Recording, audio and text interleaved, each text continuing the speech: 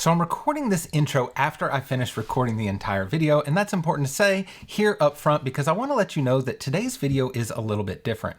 Typically what I do when I'm working on these tutorial videos is practice it a few times, work out exactly what I'm going to do, and kind of script how the entire video is going to go. This makes sure that I can edit out any of the mistakes and make it a really clear, easy path for you to get from start to finish. Today's video is not like that.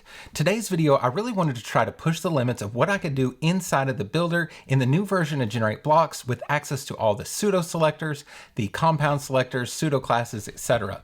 I did this all kind of unscripted and off the cuff so you could watch me go through the process of figuring out exactly what I needed to do, discovering new things inside the builder, and seeing how I troubleshoot different mistakes or issues that I run into. The reason I wanted to bring this up now is that at the end of the video, I realized that I styled the hover state but not the focus state, and that led to a whole comedy of errors and the discovery of some bugs inside this alpha version of GenerateBlocks. Of course, there's a lesson in that too, but I still think this video is very valuable because you'll get to see the workflow of working with classes and pseudo selectors and compound selectors and all the new tools that are inside GenerateBlocks. So if you're ready to start exploring with me, stick around and let's get started. All right, so we're gonna start fresh here with a brand new page. The first thing I'm gonna do is add my container, add an inner container. For some reason, that's not coming with auto margin on both sides, so we'll fix that. In this outer container, I wanna give us some space. So we'll probably create a new class for section D, which is my default section. Go ahead and add this, start with an empty class, and change the spacing, maybe 80 pixels top, 24 on the sides. And down when we get to tablet, maybe we go to 16 on the sides. Then we'll go back to the block level and we'll make sure that this is set to a section. All right, now inside the wrapper here, I actually want to change this to CSS grid. So I'm just going to do a utility class for grid 3 and we'll hit create. We'll start with empty styles and we'll go to layout, display, and change it to grid. Now we can just go ahead and use one of these templates here for repeat 3 1FR. That should be fine for this use case. And then we need to put our grid items inside of it. So this here will be our card. So I'm going to call this service-card and hit create. And we'll start that with a completely empty style. Now let's go ahead and just build out all the elements we're going to need inside this card, and then we'll worry about styling everything. So inside of this, I'm going to need a headline, which is going to go in here. There's going to be a description, but I actually want to wrap that inside of a container in case I need to add a link or something else inside of that. So I'm just going to go ahead and add a container here, and then with some text inside of it, we'll just go with some website Ipsum for now, maybe make it a bit shorter. And then we're also going to need a graphic that goes in here. Again, since I'm going to be adding an image, I'm going to go ahead and add an additional container as well. This way I have something kind of wrapping that image. So this will be my image wrapper, and then I'll add an image inside of here. So let's go ahead and name all these things too, just so we have quick reference over in our list view. So this thing here, the block label, we're going to call this service card. This is going to be my description wrapper, and this will be my graphic wrapper. Okay, so that gets us all the elements we're going to need on this. So let's go ahead and fill some of this in. We're going to say website design and development. For our graphic, I already have that uploaded here, so we'll go ahead and add that. For our text, I do have this over inside of a Figma file, so let me just go ahead and grab that, copy it, and paste it. Okay, so in this install, it's a brand new install, so I don't have any color set up or anything, or fonts necessarily, so I might be kind of doing some of those one-off here. It's not part of an entire design system, so it's just enough to get us started. All right, so we did add our service card class to this element. But let's go ahead and make sure everything has classes. So here on the headline, I'm going to call this service-card, and we'll do __ heading, and we'll hit create. And then we'll go to our description wrapper, and we'll say service card __ description -wrapper. We'll hit create. And then we'll go to this graphic wrapper and we'll say service card graphic wrapper and hit create. So that should give us all the classes we're going to need for things on here. And I think we can start styling at this point. So here inside the service card, what I want to do is go ahead and give it some padding. So we'll go in here to spacing. I'm going to do something like 40 pixels of padding here. We also want to give this a light colored border. So I'm going to do 1 pixel and we'll do kind of a light gray. I know that's going to be hard to see on your screen. And we'll also give it a border radius, maybe something like 12 pixels. So that looks good there. And I also want to have a box shadow. So I'm going to go down here to effects and add a box shadow. Here, I'm just going to pick a fairly light color. We're going to do 0 on the x-axis, 10's okay on the y. Actually, let's maybe make that 5. And we'll go with like a 40 blur to make it very spread out. And instead of the spread being at 7, I'm actually going to bring that into a -7. So it kind of tightens that up a little bit. So that shadow is very, very light, even on my monitor. And I imagine through the screen recording, it's nearly impossible to see, but it is there. Okay, so I think that styles everything in our card for this point. Let's see. Oh, one other thing we need to do, because we're going to absolutely position some elements inside this card. I want to go ahead and go to the position of this card and change it to relative, because we're going to be positioning everything relative to this card. Okay, so a couple little effects we want to do with this. Essentially, I want this description to be completely gone when you just visit the page and only show up on hover. I want the image to be there, but kind of disappear once you hover. So they're going to kind of trade places here. So let's see how we're going to go about doing this. I think what we'll do is we'll go ahead and grab this description wrapper, and we'll make sure we're affecting the class here. And we're going to go to effects. Now we'll go ahead and change the transform here, maybe to 100%. For some reason, the percent key is not working. Okay, so that should bring it down 100%. That's great. And we're going to change the opacity to 0. So now it should be completely disappeared and down 100%. Now the other thing I want to do is add a transition. So I'm going to do this at maybe 0.25 seconds, and we'll go ahead and do all, and we'll do ease in out.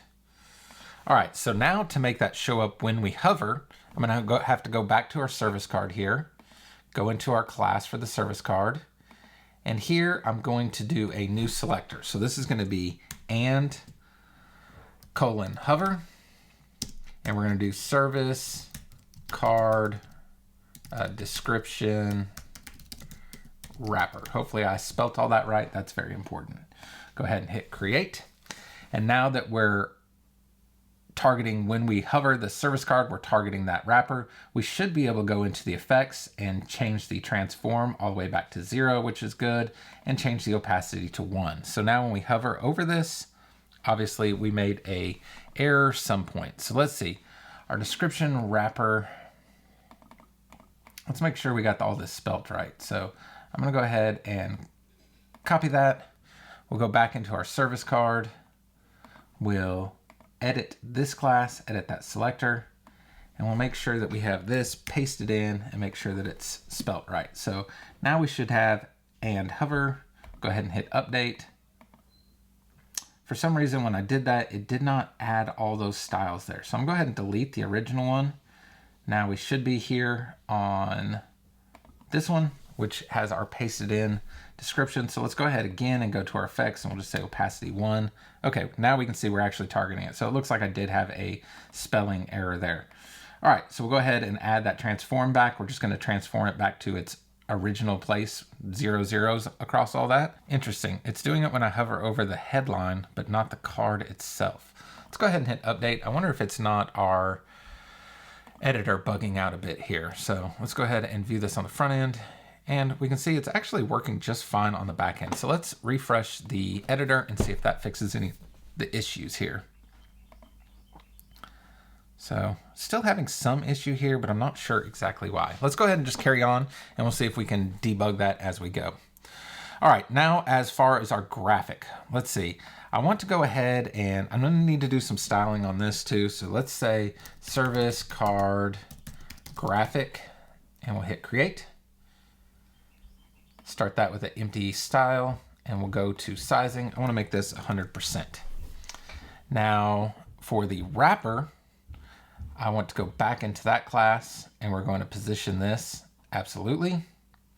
And we're going to do it, I'm going to actually tuck it outside of this card a little bit. So I'm going to do maybe like 12 pixels negative to the right and negative 12 pixels to the bottom. That should bring it just outside of the card. We can see there. Obviously, I don't want it to actually go out of the card, so we're going to have to go back into our service card, into the class for that. And for our position, we're going to have to change the overflow to hidden. And once we do that, you can see it's kind of clipping that out of the card now. All right, so let's talk about the width of this here. So I'd kind of like the edge of this graphic to line up with the edge of this text. So I think we're gonna have to do some calcs to make that happen. So I'm gonna go back on this graphic wrapper and we'll go to the sizing. And so our width is going to be, let's say 100%, but we're gonna do a max width, and this is gonna be a calc. And we'll have to do 100% minus, we need to do minus the padding we have inside of this card, but we have to account for the 12 pixels that's being moved over to the right. So if we have 40 pixels of padding in the card and we have it moving over 12 pixels, we need to go 28 pixels. So I'm thinking if we go calc 100% minus 28 pixels and we close that, that should align the left edge of this with the left edge of that text. So let's go ahead and update it. Look at it on the front end where we don't have any of the UI in the way. And we can see that is lining up just about perfect there. So I think that's a good size. All right, so to start off, we definitely want to show this image, but we want it to go away on hover. So again, we can go to the service card here. Actually, I'm gonna go ahead and grab this class and copy the text so I make sure that I don't screw it up this time. Go back to our service card. We're gonna go to more and we're gonna add a new selector. So again, we're gonna do this and hover, and I'm gonna paste in that class, make sure to put a period before it, and we'll go ahead and hit create. So at this point, now what we're doing is we're targeting this wrapper once the service card is hovered. So what things do we want to do? Well, there's a couple effects we wanna do. I wanna change this opacity to something very light, like 0.05. We can see it's basically disappearing. In fact, maybe we'll do 0.1 just for 0.1 just for purposes of the screen recording so you can still see it. It's very faint there in the background. I also want to, let's see. I think I also want to transform this, and we'll change the scale, and maybe we'll go to like 200% here so we can see it gets big. Perfect. We can also change the transform origin, I believe. Let me save that. I think we have to go here. Here we go, set transform origin. Let's go bottom right, and we'll hit save. Of course, there's no transition happening on that, so that's pretty ugly at this point. Let's go back to the graphic wrapper. We'll make sure we have that wrapper class selected, and we'll go into our effects, and we'll add a transition. We'll say maybe 0.25 seconds all, and we'll do ease in out again. And now when we hover over this, we can see it's growing and getting transparent. Now, this is a little much, I think, so let's go back on our service card. We'll go into our more, and this is our graphic wrapper, back into our effects, and let's change the scale from 2 to 1.5. That might slow it down a little bit. And then I also think this transform origin, which we had bottom right, let's just do center, which is probably the default, so I didn't even need to change it. But at least we know that's there now. Go ahead and hit update. Let's go take a look at this on the front end now to see how we're doing. Okay, that's a whole lot better and more subtle. Okay, a few things I noticed. One is I want this card to be taller.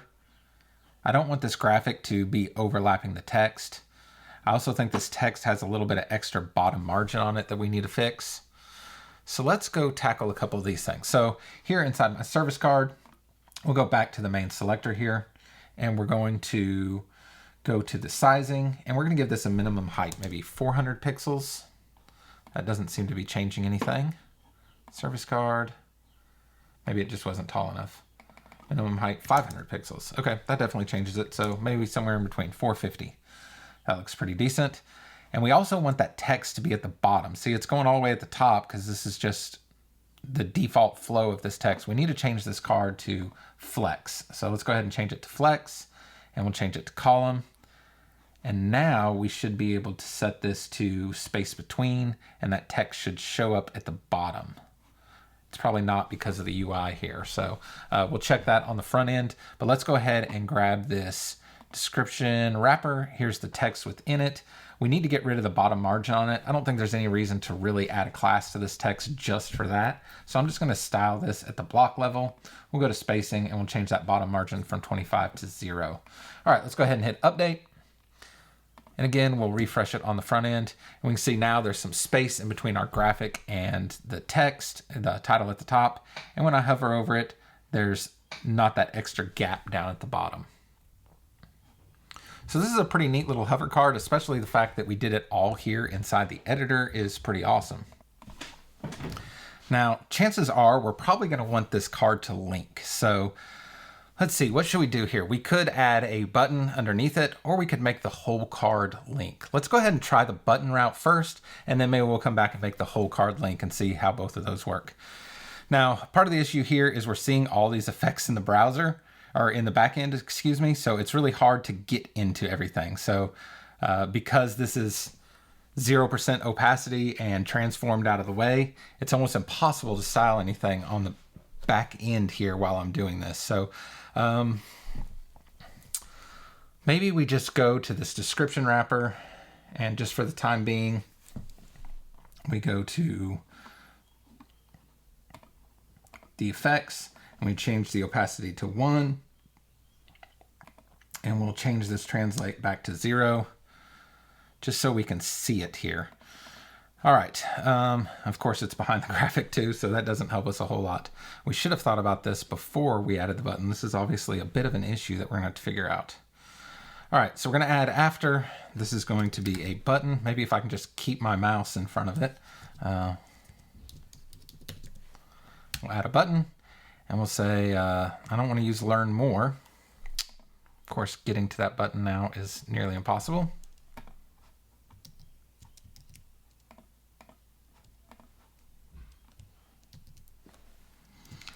See, view services, and we can go to the link, and we'll go ahead and add a link. And we could style this button up, but I think for the purposes of this demo, it's probably not totally necessary. So we'll just go ahead and maybe add a bit of spacing here, maybe 24 pixels above it. Let's take a look at what that looks like. Obviously, this whole challenge in the editor, like we need to go back and add all of our effects back. So we got to go back to 0. We got to go back to this and change this to 100%. Obviously, this is a bit of a pain to deal with in the editor.